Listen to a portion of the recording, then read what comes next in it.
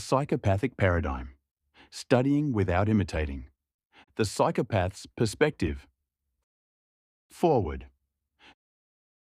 Some readers have mistakenly begun to glamorize psychopathy, viewing it as a symbol of power, fearlessness, or dominance. This interpretation misses the point entirely. Psychopathy, in this context, is not being promoted for its dysfunction, but analyzed for its functional traits that can aid goal acquisition.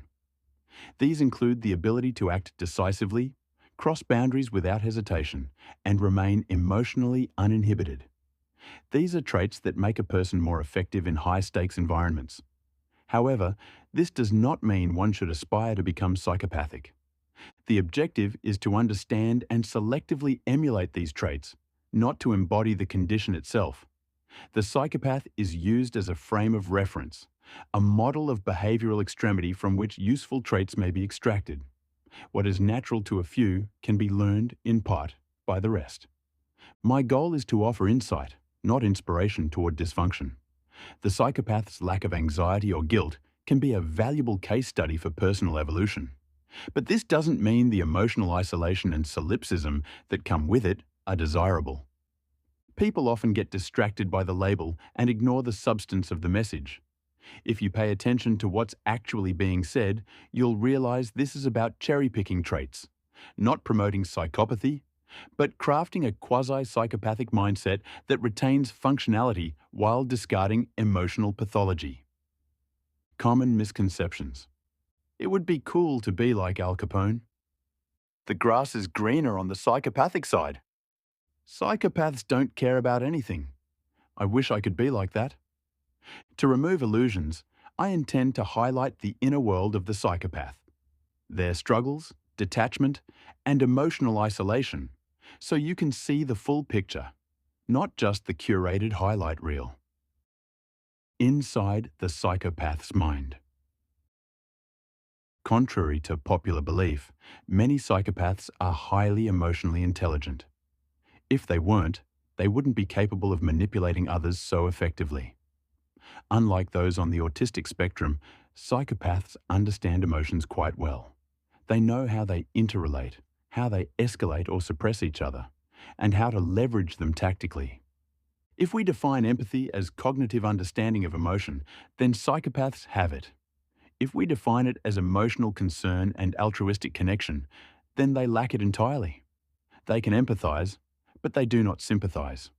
Psychopaths are deeply solitary. They see themselves as superior and separate from others, making emotional connection difficult. Relationships are value-based and transactional. Appreciation is replaced with dependency. They want others to rely on them, but hate relying on anyone else. This creates an internal contradiction filled with discomfort and suspicion. Admiration makes them uneasy. While they may enjoy superficial praise, genuine adoration is often perceived as a form of parasitic dependence. This triggers distrust rather than connection. Even when they want to feel appreciation or closeness, they typically fail, unless aided by substances. Their emotional isolation stems from an inability to see value in others. Even when they recognize talent, they often minimize or mock it to feel superior.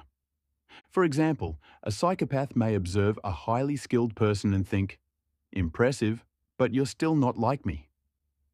Tales of suffering do not move them. They view emotional vulnerability as a violation of their mental space. If a connection must be made, it will often involve chaos, not compassion. Psychopaths often view talented individuals with detached amusement, comparing them to a monkey performing tricks. The skill may be respected, but never admired in a way that implies equality. Their internal monologue might echo, "Impressive, but you're not like me." Emotional struggles or human vulnerability elicit no sympathy. These are seen as weaknesses, not shared experiences. This detachment reinforces their sense of superiority and justifies emotional disconnection. They can logically relate, but not emotionally connect. They are prisoners of their own reality, unable to step into someone else's emotional world. Everything they feel for others is processed through the lens of how it affects them. Psychopaths do not experience emotions for others unless those emotions intersect with their own internal world. If you anger them, they may feel hatred because it disrupts their state. If you suffer in a way that has no impact on them, they feel nothing. Your pain is irrelevant unless it affects their interests. In a nutshell, they are driven entirely through self-interest. If you do not cause them a problem, they will not care about you.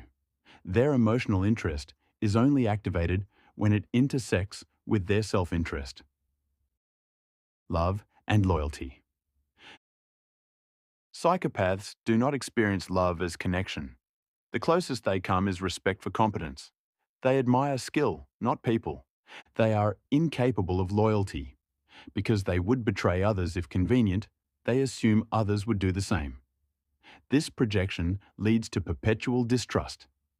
Even if someone understands and tolerates a psychopath, they are still seen through a cost-benefit lens. Trust only exists where the psychopath holds clear advantage. Their relationships are tactical. There is no emotional bond, only opportunity. As a result, alliances are fragile and short-lived. Ironically, even those willing to offer one-way loyalty, usually out of ignorance, are intolerable to them. Their narcissism and need for stimulation make them impatient with the same naive people who are most likely to stay loyal. Psychopaths quickly tire of pretending to care. Feigning empathy is mentally draining for them. Their narcissism and boredom make them especially intolerant of those who offer blind loyalty. Ironically, they cannot stand the very people most willing to stay loyal. This creates a persistent dilemma, a trust paradox, where trust becomes both desirable and repulsive. The result is ongoing internal uncertainty, fed by their inability to trust or be trusted. Trust for a psychopath exists only when someone is useful. If saving your life benefits them, they'll do it. Otherwise, they will not. Even familial bonds mean little. To a psychopath, everything is a game. Long-term partnerships often fail due to cold detachment and emotional neglect. They may be skilled in seduction, but often fail miserably in committed relationships. Psychopathic investment. Psychopaths value two things in people: what the person can do for them, how much time they've already invested in them. This isn't care in the traditional sense. It's closer to object attachment. Losing someone causes inconvenience, not sadness. For example, if a trusted person disappears, the psychopath may be irritated because that disrupts their supply, not because they feel grief. Their emotional framework is utilitarian. People are stimulants or tools. If someone new can replace what was lost, the old connection is quickly forgotten. Interestingly, if they've spent a lot of time on someone, they may respect that person more, not because they care, but because they assume the time invested must mean something important. In this way, time spent is a reflection of their own ego. Functional relationships with psychopaths depend on mutual utility. If you can offer value and they can use you, a kind of cooperation can form, but it is never rooted in empathy. Relationships with psychopaths are often based on mutual utility. Both parties use each other for specific goals. These arrangements can be harmless or deeply manipulative, depending on context. It is difficult to generalize their behavior without knowing the situation. Their tactics vary widely.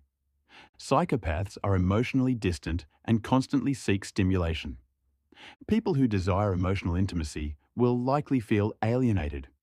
Those deemed boring, average, or lacking value are quickly discarded. Psychopathic camouflage and revelation. Psychopaths rarely engage in social pleasantries unless pretending to care. If they say good luck or show concern, it's likely for strategic reasons. They are terrible at pretending long-term. Their narcissism makes them resist blending in. They believe they're above others, so fitting in feels beneath them. Pretending drains them. The longer the charade continues, the more likely they are to abandon it once it no longer serves a clear purpose. The best way to expose a psychopath is through patience. Force them to maintain their mask long enough, and eventually the effort will no longer be worth it. The limits of emulation. If you were not born a psychopath, you will not become one. Romanticizing dysfunction is foolish. Even if you could emulate every psychopathic trait, you would only be trading your emotional struggles for theirs. Their world is one of endless distrust and isolation. What seems like power often hides deep vulnerability.